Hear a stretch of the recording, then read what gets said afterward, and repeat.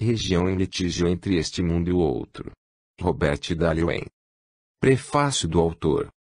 A Escritura ensina que as leis do mundo espiritual são a mais alta expressão das leis da natureza, cuja ação, modos de operar e efeitos estão presos à constituição e ao curso das coisas. Argyll. Um dos mais conhecidos e brilhantes triunfos da ciência astronômica foi a predição, antes de ser feita a descoberta, da existência e, aproximadamente, do lugar no firmamento em que se devia achar um planeta pertencente ao nosso sistema solar, fazendo a sua revolução além da órbita de Urano. De longa data possuíam os astrônomos certos dados invariáveis, como, por exemplo, que todo planeta é sujeito somente à ação do Sol descreve uma órbita elíptica, porém que, se além dessa ação, ele for também sujeito a uma atração menor, mas apreciável, de outro planeta, esta o desviará da elipse que ele tinha de descrever, e, tais perturbações, como dizem os astrônomos, podem ser calculadas, de modo a poder-se conhecer a posição exata de cada planeta em uma certa época do passado ou do futuro. Apesar do planeta Urano ter sido descoberto anteriormente, ele foi visto em 1781, mas confundiam-no com uma estrela fixa, depois do que desapareceu, ficando então registrado seu lugar, como havia antes sido feito em 1690. Porém, de tempos a tempos, ele foi também visto por muitos observadores no correr do século XVIII. Notou-se que havia divergências entre as posições observadas do planeta e aquelas que ele devia ocupar, entrando-se no cálculo com todas as influências perturbadoras conhecidas, e quando, depois da atual descoberta, foram calculadas as suas tábuas, fundadas em observações de muitos anos, reconheceu-se que essas divergências, entre as posições indicadas nas tábuas e as observadas no planeta, cresceram gradualmente até 1822, depois ficaram estacionárias e em seguida começaram a decrescer. Isso indicava a permanente existência de uma causa perturbadora oculta. Qual podia ser essa causa? Sem dúvida era um planeta além de Urano, afastado do Sol. Com esses elementos, jogando com certos postulados prováveis quanto à órbita e à distância média do Sol desse suposto planeta perturbador, depois de profundas investigações, esgotando todos os recursos da analogia, um jovem observador parisiense, Leverrier, escreveu a um dos principais astrônomos do Observatório de Berlim, indicando-lhe o lugar em que devia encontrar-se o planeta e pedindo-lhe que o observasse. Ele foi encontrado naquela mesma noite, apenas notando-se uma diferença entre o ponto indicado e o real, menor que a de 2 diâmetros do disco lunar. Se algum Leverrier da ciência espiritual tiver tomado nota, durante os 25 últimos anos, da ação de certos agentes perturbadores, cujos efeitos se patenteiam por toda parte, no mundo religioso, poderá fazer uma predição ainda mais importante que a do astrônomo francês.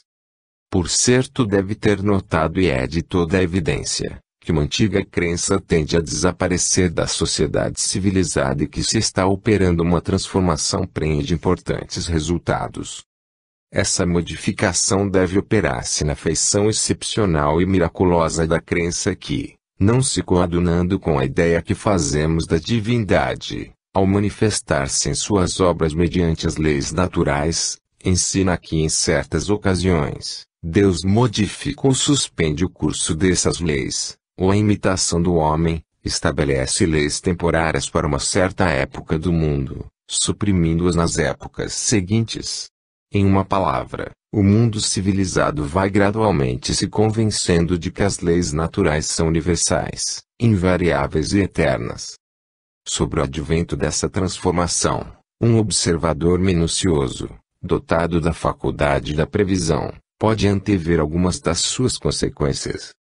Se as leis naturais são invariáveis, as obras maravilhosas, pelos evangelistas atribuídas ao Cristo e aos seus discípulos, não se realizaram ou, conformando-se com essas leis, não foram milagres.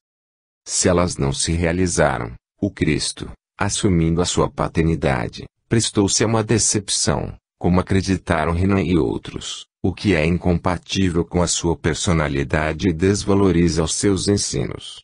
Mas, se essas obras se produziram de conformidade com as leis naturais, e se essas leis não se alteram de uma outra geração, nada se opõe a que, obedecendo a elas, os mesmos sinais e maravilhas possam realizar-se ainda hoje. Devemos esperar encontrá-los em todos os tempos. Um observador perspicaz, porém, pode ainda descobrir mais do que isso. Ele encontrará duas escolas religiosas de opiniões antagônicas, uma tomando o miraculoso e o infalível como base da verdade espiritual, tendo essa base, como o principal representante, uma igreja assaz poderosa, com um domicílio de 1500 anos, vencedora de seus mais ativos e intrépidos adversários e, mesmo, aumentando o número de seus adeptos, como sucedeu nos últimos 300 anos. A outra, datando apenas de 350 anos, adaptando-se mais ou menos ao espírito do seu tempo e, assim, buscando trilhar o caminho do progresso, mas com precedentes menos imponentes, com um menor número de aderentes, e esses mesmos enfraquecidos por sua mistura com os indiferentes e, ainda mais, por suas dissensões intestinas sobre questões de vital importância. Mesmo entre seus partidos religiosos surge a questão da uniformidade da lei, ou dos milagres, inclinando-se muitos a crer que o abandono da doutrina do miraculoso implica a negação das obras do Cristo. Uma luta aparentemente tão desigual pode produzir grande desânimo. O nosso livre-arbítrio espiritual, contemplando isso, há de, como seu homônimo, sentir-se desanimado pela dificuldade de predizer o lugar em que o mundo desconhecido deve ser encontrado. Contudo, se o nosso observador tiver uma crença firme na superioridade do cristianismo e na doutrina da lei natural, conseguirá, evitando essas dificuldades, chegar a uma solução prática. A história lhe dirá que as obras do Cristo e dos seus discípulos, interpretadas pelos judeus como milagres, atraíram principalmente a atenção de povos semibárbaros, incapazes de apreciar o valor intrínseco e a beleza moral da doutrina por eles ensinada. A analogia poderá sugerir-lhe que, se fenômenos mais ou menos semelhantes a esses puderem ser testemunhados em nossos dias, e se eles não forem postos de lado pela pretensão de serem miraculosos, produzirão sobre a moderna indiferença uma impressão mais ou menos idêntica. Então, se ele acreditar que Deus, em abundância, nos concede os meios para suprirmos a nossa deficiência física, e que não deixará de, no tempo próprio, prover as nossas necessidades espirituais, lhe ocorrerá à mente que a manifestação que ele observa de poderes e dons mais ou menos semelhantes aos que foram vistos nos tempos apostólicos, não é mais que um meio para isso empregado, e, se ele for cristão, a sua suspeita será confirmada pelos ensinos de Jesus, que, dispondo desses dons e poderes, prometeu semelhantes faculdades depois de sua morte, aos seus sectários, evidentemente não considerando somente como tais aqueles que viviam no seu tempo. Guiado por tais premissas, o nosso suposto observador dos 25 últimos anos, ainda que vivendo em um tempo em que os termos médium e manifestações, na sua moderna acepção, não tinham aparecido, não poderá deixar de predizer o breve aparecimento e reconhecimento entre nós dos fenômenos espirituais. Assim como Livre-Arier, guiado por dados positivos e postulados admissíveis, escreveu em 1846 ao Dr. Gale, dizendo-lhe o que ele havia de encontrar no céu, assim o previdente observador cristão poderia, no mesmo ano, escrever a algum seu amigo, declarando-lhe que bem depressa alguma coisa ia ser testemunhada na terra. A manifestação dos fenômenos espirituais entre nós, obedecendo à lei, tende não só a reconciliar a Escritura com a sã filosofia, a justificar a doutrina do reinado universal da lei, a explicar e confirmar a certeza geral das narrativas evangélicas, mas também a fazer muito mais que isso. Ela vem fornecer a uma minoria religiosa, que luta muito necessitada de auxílio, os meios de demonstrar, mesmo aqueles que não creem na Escritura, a grande verdade da imortalidade da alma, e pôr à disposição dessa mesma minoria, ameaçada pela grande superioridade numérica de seus adversários, os argumentos poderosos, as armas de que ela urgentemente necessitava para lutar. Considerações menos valiosas que estas bastariam para provar que o assunto de que nos ocupamos neste volume é de inqualificável importância para a ciência e para o cristianismo. Nas páginas seguintes, procuro demonstrar que a religião, como Cristo ensinou-a, conquanto esteja certo de seu triunfo final, acha-se atualmente sob uma cruel pressão, exercida, de um lado pelas hostes arregimentadas sob a bandeira da infalibilidade, e do outro pelos vigorosos campeões da ciência, e, nesse apuro, a evidência experimental da existência dos modernos fenômenos espirituais, uma vez demonstrada, prestar-lhe-á um serviço superior ao que se pode imaginar. Procuro também fazer ver que, se observarmos tão desapaixonadamente, como fez o astrônomo de Berlim, obteremos, quanto à contínua realidade e verdadeiro caráter desse fenômeno, provas tão concludentes como as que confirmaram a existência do último planeta descoberto. Há 12 anos que eu busco aplanar este caminho. Assim como Urano foi acidentalmente visto, mas não reconhecido como planeta durante um século, assim também, os fenômenos espirituais têm sido observados e registrados de tempos a tempos no passado, sem se ter pensado que eles se produziam, como agora sucede, obedecendo a uma lei. Considerando-os sob esse ponto de vista, eu trouxe à luz da publicidade os que me pareceram mais autênticos. Na presente obra parcialmente histórica, não obstante apresentar nela narrações isoladas, a título de esclarecimentos, não deixarei de tocar incidentalmente em certas doutrinas, que para mim têm mais popularidade que utilidade. Se eu não for bem-sucedido, como bem pode acontecer, ingerindo-me de um modo sincero e desapaixonado nos negócios dos credos em luta, não será isso por falta de esforço diligente. Entro no assunto que ora me ocupa com uma profunda convicção de que ele pode fornecer as provas fenomenais de uma vida futura, pois as provas fenomenais convencem muito mais que a evidência histórica.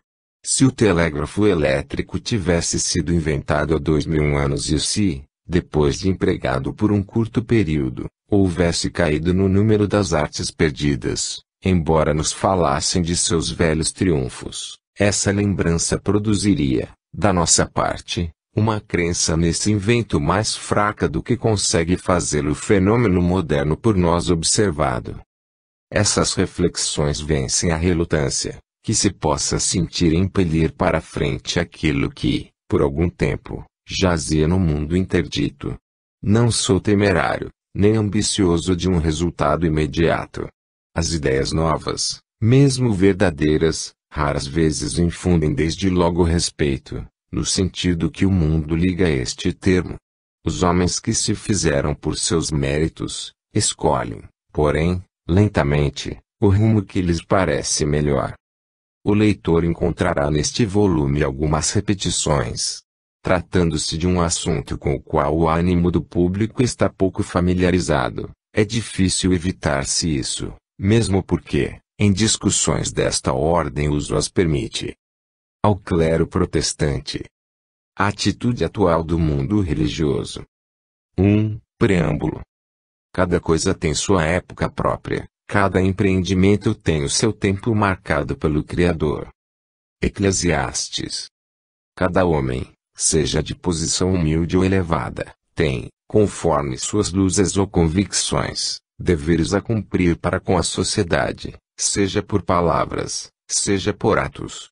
Aquele que, depois de cuidadosa vigília e sérias diligências para descobrir uma verdade e conhecer se ela merece ser propagada, adquirir a convicção de dever fazê-lo, será um infiel se conservar em silêncio.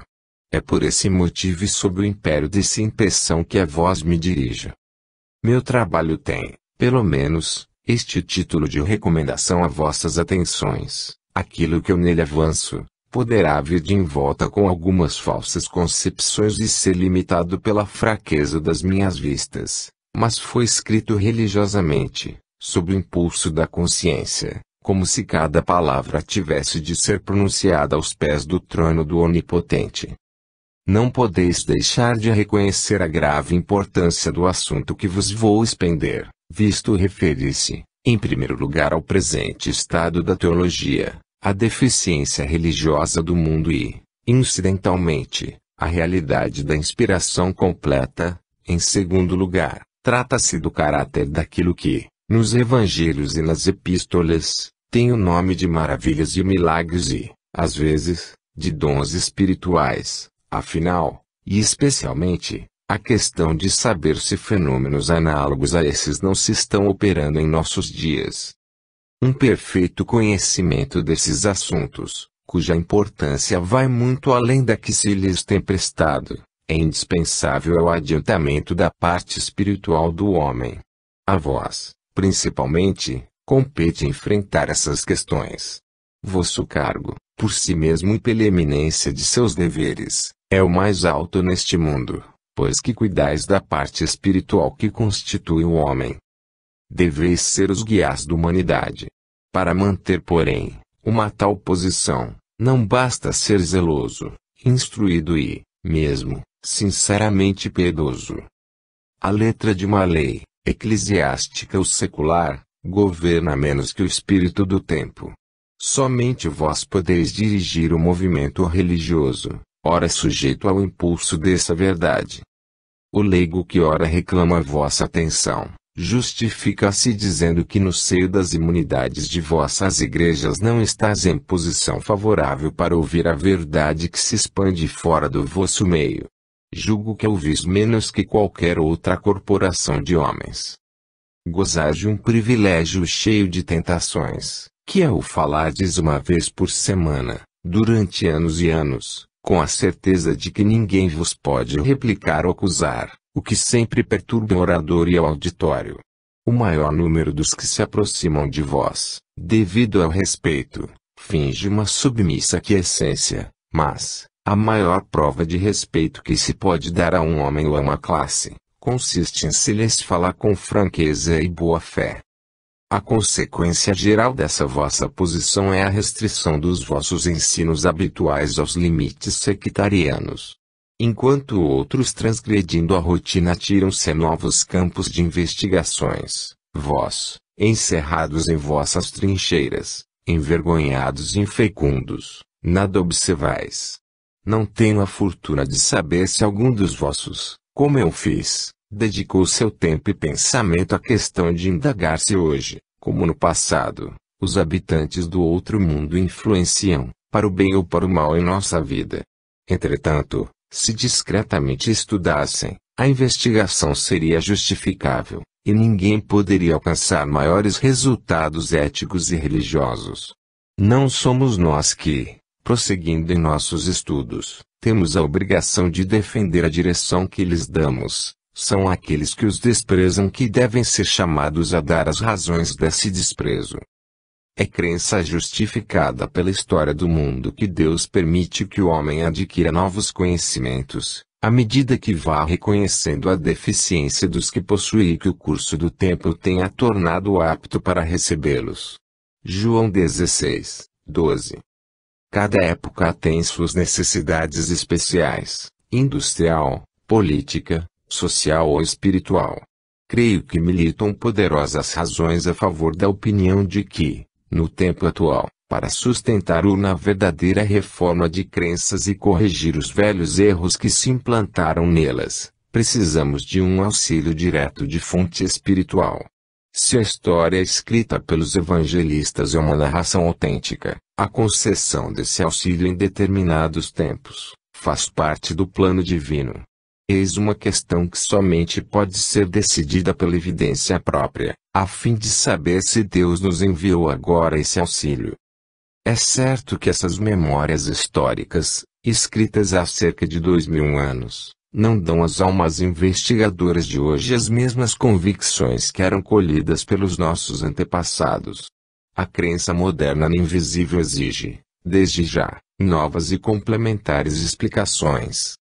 Isso se tornará mais manifesto se estudarmos desapaixonadamente a posição atual do mundo religioso, sua atitude em relação à ciência e o dilema em que ele está colocado, de aceitar ou rejeitar as descobertas modernas já reconhecidas.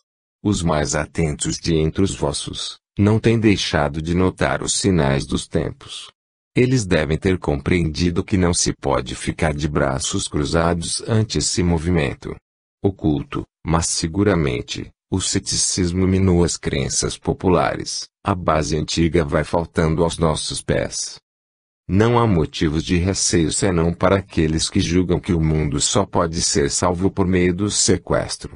A religião não corre o risco de subverter-se, mais que as eternas colinas o de submergir-se, pois, os alicerces daquela, na alma, são mais sólidos que os destas, no solo firme. As opiniões, porém, que não se conformam com o progresso do mundo, essas sim, devem, mais tarde ou mais cedo, ser modificadas, não obstante todo o esforço contrário para sustentá-las.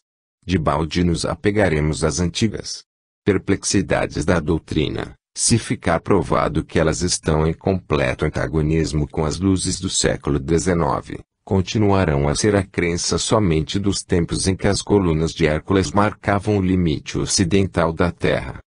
Sem dúvida, muitos dos vossos estarão sinceramente convencidos de que o que eles julgam ortodoxo não necessita de influxo espiritual para o garantir seus progressos ou corrigir seus erros. Estarão convencidos de que não há espírito antifilosófico que exija reforma, nem enganos perniciosos que devam ser corrigidos. Se eles, porém, tivessem razão nisso, muitos problemas conexos com a história do protestantismo se tornariam de dificílima solução. Aludo a certos incidentes, para falar dos quais precisamos retroceder cerca de 350 anos, pois que estão muito relacionados com a elevação e os progressos da Grande Reforma, com seus maravilhosos sucessos e seus enormes reveses. Principalmente durante o primeiro século do seu desenvolvimento e uma quarta parte do século seguinte. 2. Sucessos e reveses do primitivo protestantismo. Foi a 10 de dezembro de 1520 que o valoroso Martinho Lutero queimou a bula papal de excomunhão, que, com repugnância, Leão X lançara contra ele. Menos de meio século depois, tendo falecido o filho do mineiro alemão e seu adversário Médicis, o espírito da religião reformada estendeu-se até os mais distantes e obscuros recantos da Europa. Que império imenso conquistou o protestantismo no espaço de 40 anos? Era um império que ia da Islândia aos Pirineus, da Finlândia às cumeadas dos Alpes italianos. É certo que o todo desse vasto império não ficou definitivamente sob o domínio da nova fé. Na Inglaterra, Escócia, Dinamarca, Suécia, Islândia, Livônia, Prússia, Saxônia, Hesse, Würtemberg no Palatino, Holanda Setentrional e muitos cantões da Suíça, a reforma triunfou completamente, ao passo que na França, Bélgica, Baviera, Boêmia, Westfália, Áustria, Polônia e Hungria, conquanto a luta ficasse indecisa, os dardos de Lutero e de Calvino deixaram muitos feridos nas massas populares. Em França, por exemplo, na fase calvinista, as doutrinas reformadas invadiram quase todas as províncias do reino, na Bretanha e Normandia, na Gasconha e no Languedoc, no Poitou, Turena, Província Delfinada. Uma grande maioria professava fé protestante. A Vossa Alteza, escreveu o embaixador veneziano junto à corte de França, ao doge, em 1561, pode crer que, com exceção das classes inferiores, que ainda zelosamente frequentam as igrejas, tudo mais as abandonou, especialmente os nobres, e quase sem exceção todos os que têm menos de 40 anos. Ele declarava, ainda, que não somente os sacerdotes, monges e frades tinham abraçado a heresia, mas ainda bispos e muitos dos mais considerados prelados, acrescentando que as prisões, as barras e as estacas, somente tendo servido para agravar a situação, tinham sido abandonadas e os prisioneiros libertados se congratulavam uns com os outros, por haverem vencido seus adversários, aos quais eles chamavam papistas. Na Polônia prussiana o direito do chefe do Estado ao exercício da religião, conforme o rito luterano, foi confirmado por cartas expressas em 1557 e 1558. Enquanto na própria Polônia os protestantes chegavam mesmo a obter sedes episcopais. Na Hungria, em 1554, um luterano foi eleito palatino do Império. Na Baviera uma grande maioria dos nobres abraçou as novas doutrinas e o próprio duque, em certas ocasiões, assistia aos ofícios protestantes. Na Áustria a revolução do sentimento foi ainda maior. Os nobres estudavam em Wittenberg, com professores que tinham sido discípulos de Lutero. Os colégios da Áustria eram filiados aos protestantes e asseverava-se que só 30ª parte dos habitantes se conservava fiel ao Papa. Na Holanda, as execuções e perseguições nada conseguiram, e a ferocidade desumana do Duque de Alba, fazendo executar, segundo os cálculos a 30.000 protestantes, só nos Países Baixos, foi impotente para deter o progresso das novas opiniões. A Espanha e a Itália, conquanto não totalmente isentas do vírus da doutrina herética, foram os únicos países europeus de alguma importância, que, depois de uma luta de meio século, ficaram fiéis à Santa Sé. Se agora imaginarmos um homem de juízo reto e previsão segura, um espectador da revolução religiosa do século XVI, cujas convicções coincidam com as de Lutero e seus aderentes, se o supusermos, depois de passados 2/3 do século olhando de perto para as modificações produzidas pela Reforma e refletindo sobre a provável religião futura da Europa, que juízo antecipado pronunciará ele? Não duvidamos de que a sua convicção racional será que daí a 30 ou 40 anos se assista à agonia de todo esse venerável sistema de política eclesiástica, dotada de uma vitalidade mais que antediluviana e que, das 7 colinas tem estendido seu cetro espiritual sobre o mundo, durante uma série de séculos mais longa que aquela em que os sucessores de Rômulo dominaram na Cidade Eterna. Contudo, quão estupendamente falaz foi essa expectativa, acariciada por milhões de homens.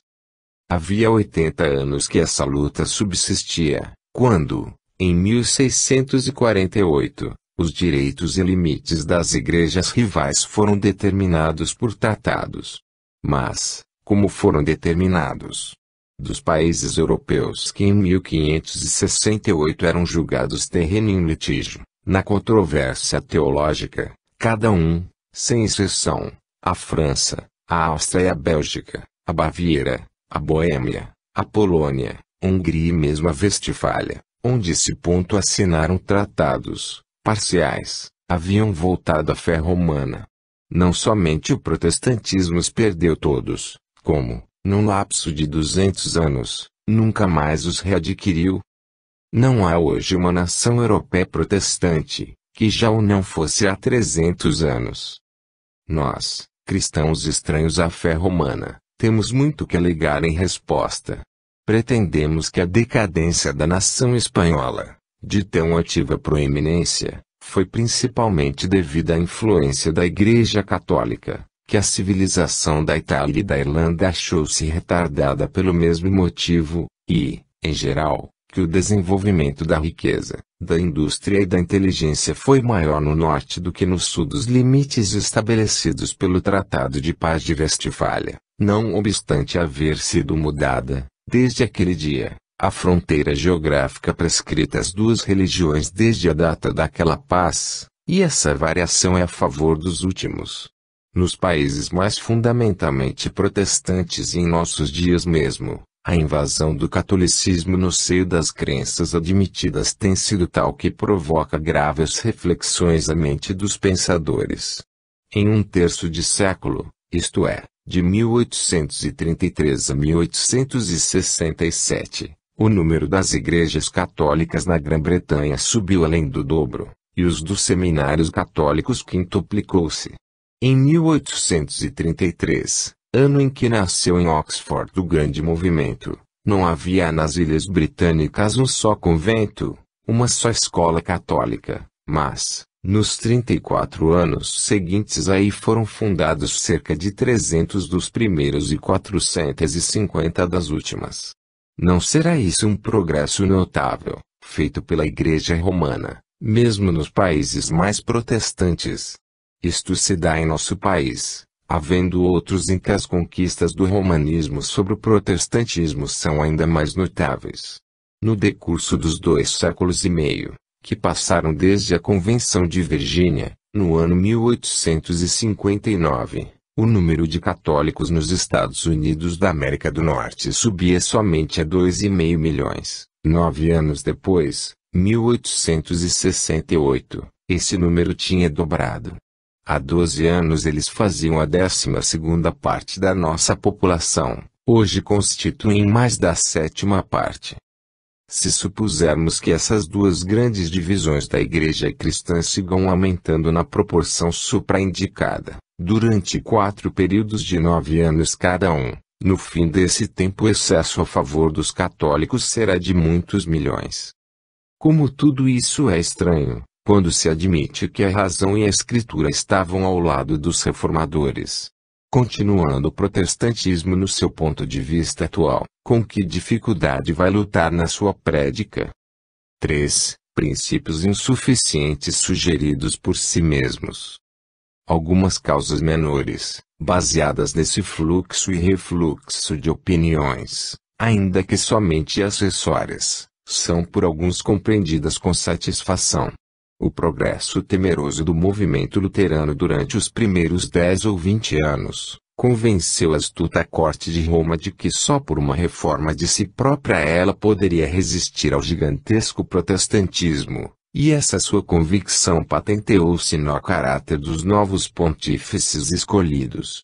Antes do estandarte da heresia ter sido desfraldado nas margens do Elba, a igreja fora dirigida por um Xisto IV, desumano e desavergonhado nepotista, um Alexandre VI, com a sua sensualidade e o séquito de seus filhos, os infames Borgias, Leão X, com a sua elegante luxúria e profusa prodigalidade. Mas, o tufão partido de Wittenberg varreu a superfície da terra e a hora da necessidade soou. A igreja recorreu à corretiva influência de homens como Paulo III, probo, inteligente e sagaz, e Paulo IV, austero, impulsivo, inflexível e guiado por sincera devoção, capaz de dar à antiga fé sua primitiva pureza. Então, também com mais força que o poder de qualquer papa, surgiu a influência de um homem tão notável em sua carreira como o grande reformador, ao qual se assemelhava no indomável ardor de propaganda e no devotamento completo, de corpo e alma, a uma ideia. Assim como Lutero era o espírito que animava o movimento reformador, assim Loyola era o espírito reacionário, e durante algum tempo, a agitação provocada pelo espanhol, com sua exaltação e ascetismo, foi pouco menor que a produzida pelo austero e sincero frade alemão. Essas coisas devem ser levadas em conta, mas poderemos encontrar nelas a solução das dificuldades que nos assoberbam. Se os vícios do papado foram extirpados, seus erros de opinião perduram.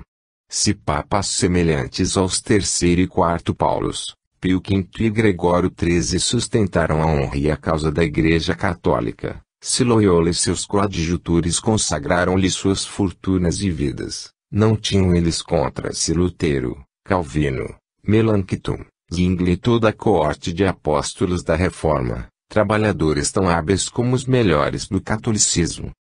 A espada, é certo, foi empregada contra os inovadores, mas a perseguição, se com sua severidade não consegue exterminar, é insuficiente, se não for auxiliada pela força mental e moral para conter um movimento reformador tão poderoso e expansivo como o do luteranismo em 1570. Sua insuficiência no passado ficou demonstrada quando procurou abafar a fraca seita dos primitivos cristãos, ainda nos tempos de Décius, Em meados do século III e, mais especialmente, nos de Diocleciano e Galério, 50 anos depois, apesar do aparato da morte e de torturas marcadas com um cunho de ferocidade sem igual na história do mundo. Os mártires, naqueles tempos, desejando a morte como o meio mais seguro de entrar no céu, iam mesmo as centenas denunciar-se uns aos outros às autoridades, a ponto de seus diretores religiosos acharem necessário usar de toda a influência para impedir essa espécie de suicídio em massa. O espírito da nova religião saiu incólume dessa prova feroz. A contra-revolução que se assentou dentro dos limites do século XVI, foi antes um recuo da opinião que uma repressão pela força. Fora da Espanha e da Itália, nenhuma autoridade foi concedida à Inquisição pelos soberanos temporais, depois da data da Reforma. A Espanha foi o foco desses horrores. Não devemos atribuir as vitórias campais às perdas dos reformistas em conversos em territórios. Quando a guerra empenhada pela Liga Esmalcalde dos protestantes contra Carlos V ficou terminada pela vitória do Duque de Alba em Mollberg, em 1547, pareceu que de todo estava cortado o progresso da nova fé. Depois da terrível noite de São Bartolomeu e dos horrores que lhe sucederam, em que se supôs estarem completamente esmagadas as esperanças e o espírito dos huguenotes, ninguém pôde descrever os sentimentos que dominaram em França, quando, 20 anos depois do massacre, Henrique IV, protestante e intrépido soldado, correndo o risco de ser abandonado pelos mais valentes dos nobres huguenotes, a cujos esforços tinha ele devido a vitória na Batalha de V, abjurou sua religião para subir ao trono. Não. Nem a sorte das armas, nem as perseguições, nem a astuciosa ciência da ordem, cujos membros se transformavam todos em verdadeiros autômatos, nem a purificação da imprudente corrupção que tanto escandalizou Martinho Lutero, quando, em 1510, visitou a degenerada Roma, nenhum desses incidentes e outros que possam combinar, dará explicação plausível do fato de haver o protestantismo, depois de conquistar 3/4 partes da Europa em meio século, perdido em 80 anos a metade exata do que havia ganho. Perdeu para não mais reaver, nem depois da passagem de 10 gerações, nem mesmo até hoje. Se restar ainda alguma dúvida de que o movimento reacionário de 1570 não pode ser explicado como resultante de fatos acidentais estranhos, ou se julgardes que a vinda da Reforma foi prematura em um século tão rude, como o 16º, eu vos convidarei a interpretar um outro episódio da história do movimento luterano, ocorrido 200 anos depois do tempo de Lutero. Deu-se esse episódio nos dias dos enciclopedistas franceses, quando Voltaire escarnecia, D'Alembert e Diderot escreviam, Paine discorria sobre a idade da razão e Volney sobre a ruína dos impérios. Nesse tempo de pasmo, terror e exaltação, os homens presenciaram fatos que pareciam ser um ataque combinado a tudo quanto era opinião vinda dos antigos, a tudo que se acreditava de mais sagrado na religião. Deixemos falar Macaulay, que, graficamente, descreveu essa elevação do ceticismo, ora aliado ao talento e à instrução, ora à filantropia. Resumamos, durante o século XVIII, a influência da Igreja Romana esteve em constante declínio. A descrença estendeu suas conquistas a todos os países católicos da Europa, obtendo em alguns completa ascendência. O papado caiu tão baixo que se tornou objeto de risão para os infiéis, de lástima, antes que aversão, para os protestantes. Durante o século XIX, essa igreja que decaía, foi gradualmente se levantando e reconquistando seu antigo domínio. Ninguém que reflita calmamente no que se tem passado nestes últimos poucos anos, na Espanha, Itália, América Meridional, Irlanda, Holanda, Prússia e mesmo na França, pode duvidar que seu poder sobre as almas e sobre os corações é hoje maior que o de que dispunha quando apareceram a enciclopédia e o dicionário filosófico.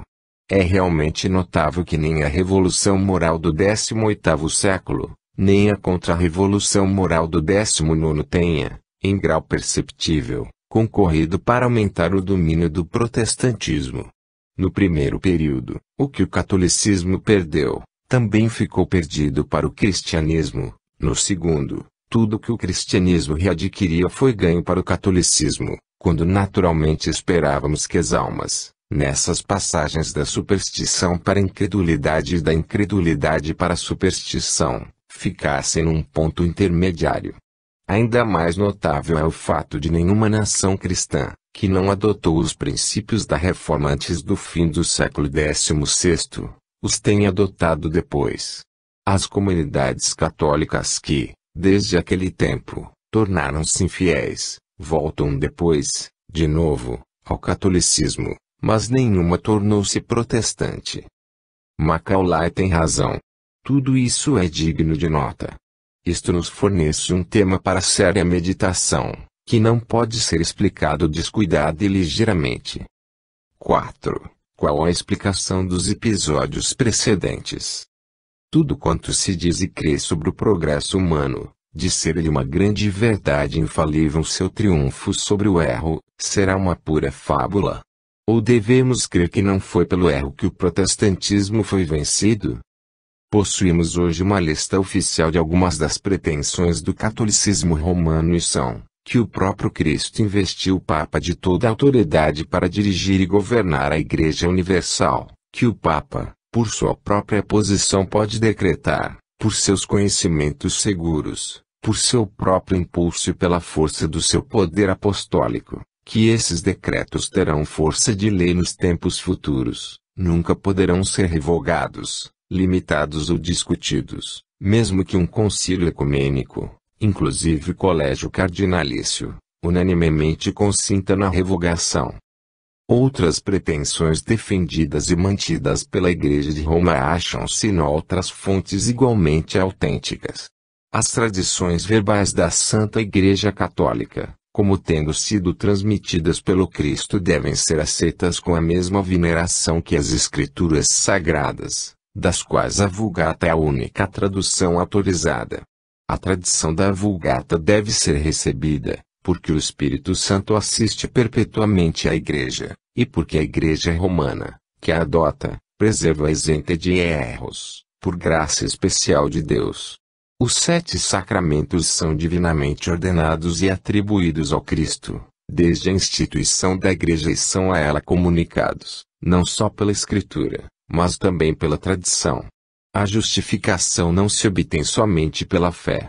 Disse o Concílio de Trento, que o pecador se justifica pelo mérito da mais sagrada paixão e pelo poder do Espírito Santo. Quando o homem observa os mandamentos de Deus e os da Igreja, pelo auxílio da fé e por suas boas obras, sobe em retidão e é justificado cada vez mais. A justificação, contudo, não pode dispensar o sacramento, pelo qual o indivíduo começou a ser um novo homem, e afirma que continua a sê-lo, e volta a sê-lo caso deixe de o ser. Toda a instrução religiosa, toda a interpretação da Escritura só poderá ser dada por autoridade eclesiástica. A Igreja visível é a única verdadeira e nenhuma religião será reconhecida fora do seu grêmio. Juntamente com essas doutrinas, era imposta a exclusão da Bíblia, mesmo na sua versão latina e muito mais na vernácula, da leitura de qualquer pessoa, mesmo eclesiástica. Noutros documentos, encontram-se as ideias da Igreja Romana relativamente às relações entre a ciência e a religião, sendo definida a pretensão papal à infalibilidade nos ensinos religiosos. Os estudos científicos, sob pena de anátema, não podem ser feitos com plena liberdade, se a ciência em seu progresso vier contrariar as doutrinas da Igreja. E por isso, como a sede de São Pedro nunca pode errar, quando o seu soberano chefe, o Papa, falar, em virtude da sua suprema autoridade apostólica, definindo qualquer artigo de fé ou moral, para ser aceito pela Igreja Universal, é infalível, e, portanto, tais definições do Pontífice Romano são irrevogáveis de si mesmas e não por força da aprovação que a Igreja lhes concede. Esse dogma também não pode ser contraditado, sob pena de anátema. As ideias religiosas peculiares, contra as quais durante 3 séculos o protestantismo tem resistido, são, pois, substancialmente, as seguintes: um soberano espiritual da cristandade, eleito de tempos a tempos pelo colégio cardinalício, divinamente instituído, infalível, autorizado pela divindade a ditar, sem apelo, a religião e a moral do mundo. Uma igreja universal, assistida perpetuamente pelo Espírito Santo, mantendo-a isenta de todo erro e cujas tradições têm a mesma autoridade que as Escrituras, ambas emanadas da plena inspiração de Deus. A negação da entrada no céu a todos os que não tenham recebido os sacramentos. Não se poder escapar do inferno senão pela obediência aos mandamentos da Igreja Universal. A não existência de uma religião fora dessa Igreja Universal. A negação à alma humana, com exceção do clero católico, do direito de interpretar a Escritura. A subordinação dos fatos científicos às doutrinas da Igreja. Finalmente, uma solene maldição pronunciada contra todos os que se opõem ou negam qualquer nome da Igreja.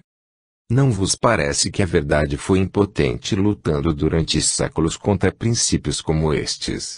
Que, em todo esse tempo, batendo-se contra uma igreja que a si mesma se nomeia infalível, esta devia ir perdendo terreno em vez de progredir.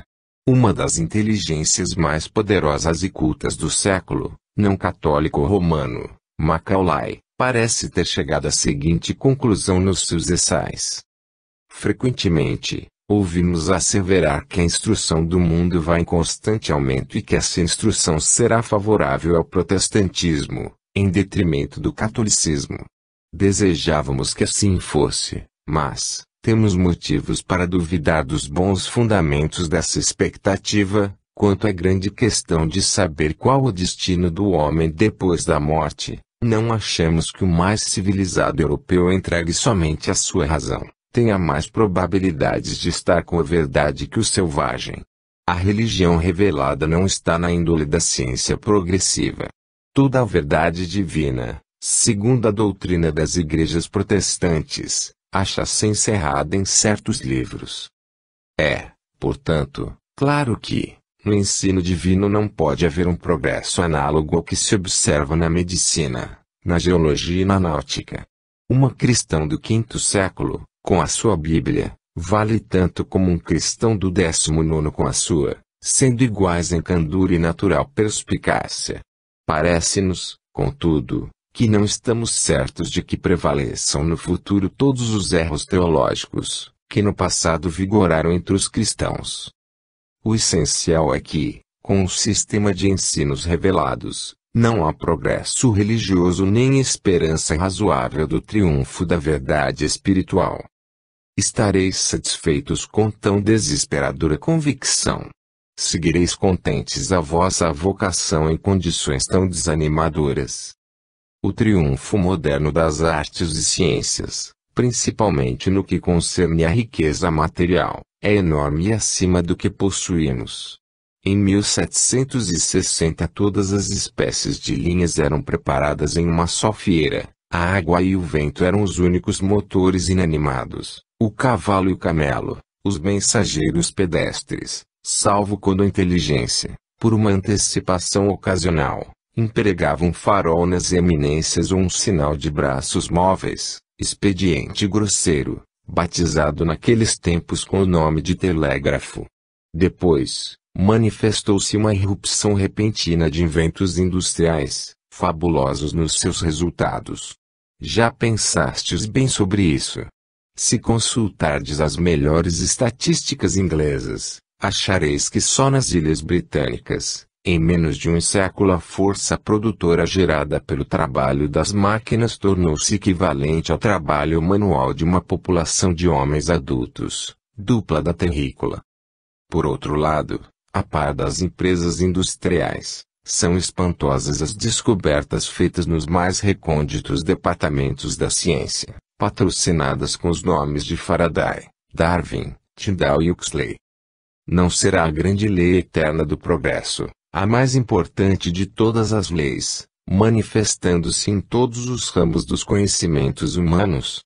Será exato que tudo deva progredir, exceto a religião? Veio um Galileu destruir a nossa ignorância acerca do movimento da Terra ao redor do Sol, um Newton esclarecer-nos sobre o curso dos planetas e dos sistemas planetários nos espaços celestes, um Harvey explicar-nos a circulação do sangue, um Bolo desvendar-nos o cosmos, um Bacon para dar-nos as regras da exploração em todos os campos das investigações terrenas. Em cada ramo da ciência material e intelectual, o homem vai avançando de conquista em conquista. Já teremos, porém, tocado a meta em pneumatologia, que deverá o investigador religioso pretender ainda. Podemos dizer a respeito de suas doutrinas, o que um filósofo escocês disse dos sábios institutos da Europa. Conservando-se imóveis sobre as bases, pela força de suas âncoras, eles servem para registrar a velocidade com que o resto do mundo passa ao seu lado, buscando seu destino. Dou graças a Deus por não crer como eles. Se isso fosse real, bem pouco valor teria a vida. Quantos corações ficarão abatidos, quantos seres se desgraçarão com essa concepção de que, nos planos divinos, o grande privilégio do progresso inerente a tudo na natureza e ao qual o homem tudo deve, não é permitido à ciência da alma.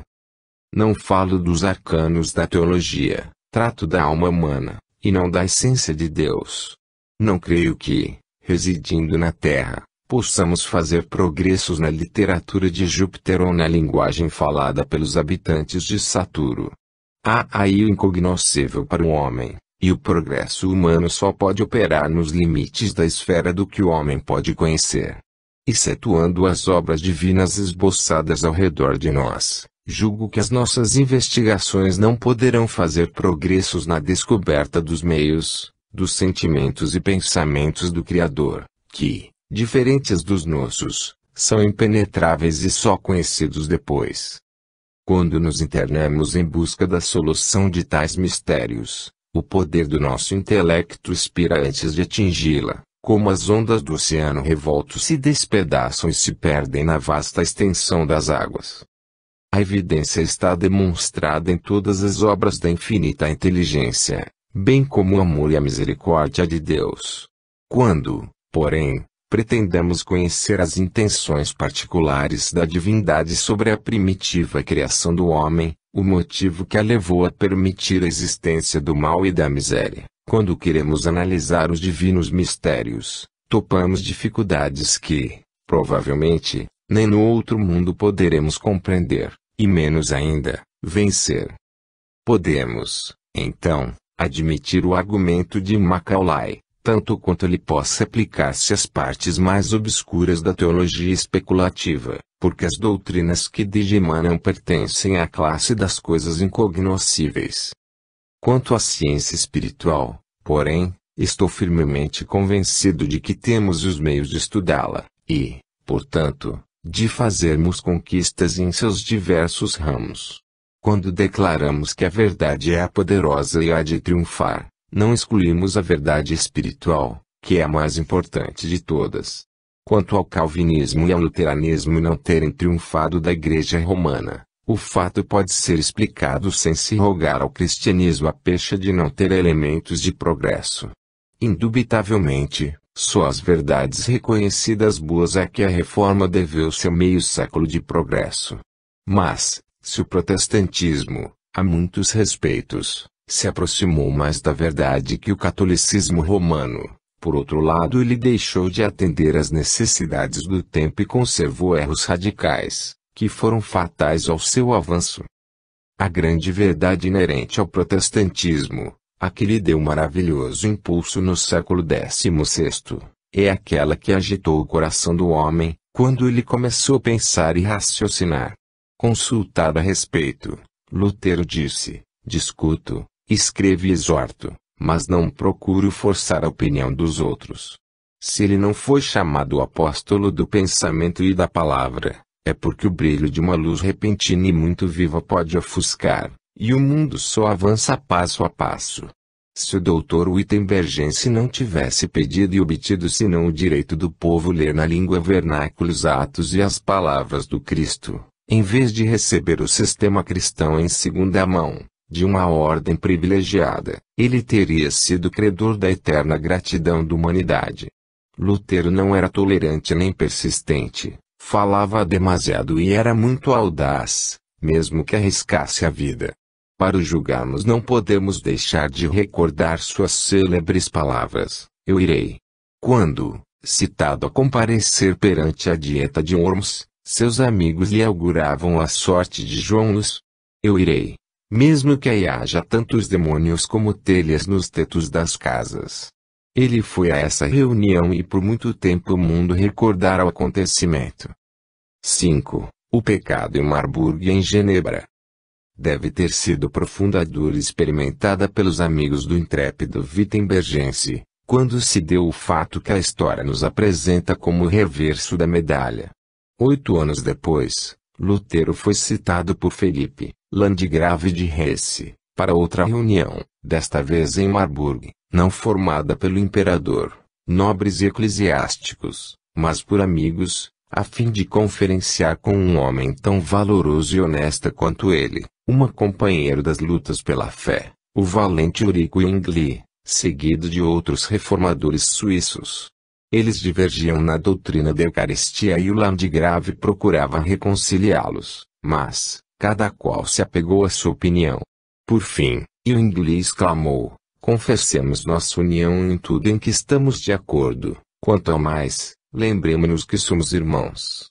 O Landgrave buscou ainda harmonizá-los, e Zwingli, dirigindo-se ao Dr. Wittenbergense, disse: não há na terra pessoa com quem eu mais deseje estar unido, do que convosco, e, banhado em lágrimas e aproximando-se de Lutero, o nobre reformador estendeu-lhe a mão.